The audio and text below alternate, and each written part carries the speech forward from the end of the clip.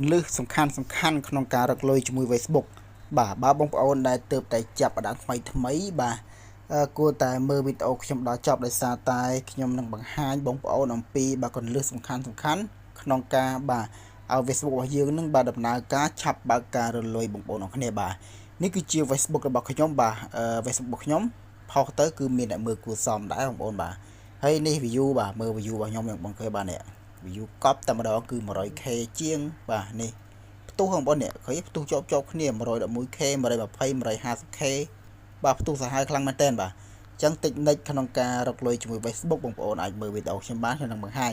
បាទឥឡូវយើងចូលទៅឆែកមើលទាំងអស់គ្នាបាទនេះ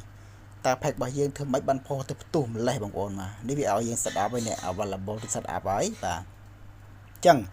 ដើម្បីស្នើសុំរកលុយជាមួយវាបងប្អូនគាត់ទៅចូលមកក្នុង pack របស់យើងហើយបងប្អូនចុចកន្លែងនេះសញ្ញាកងចាក់នេះមក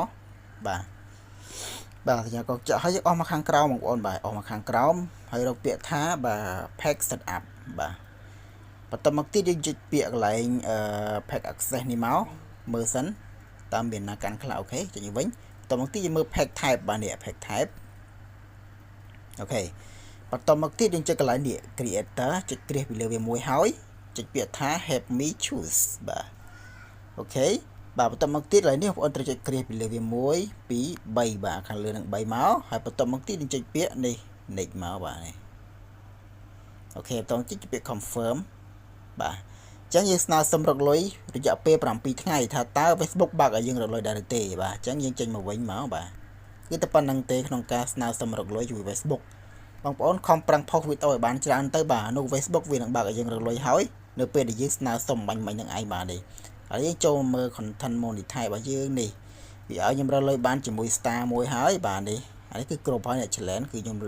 រកគ្រប់ហើយបាទនេះបាទ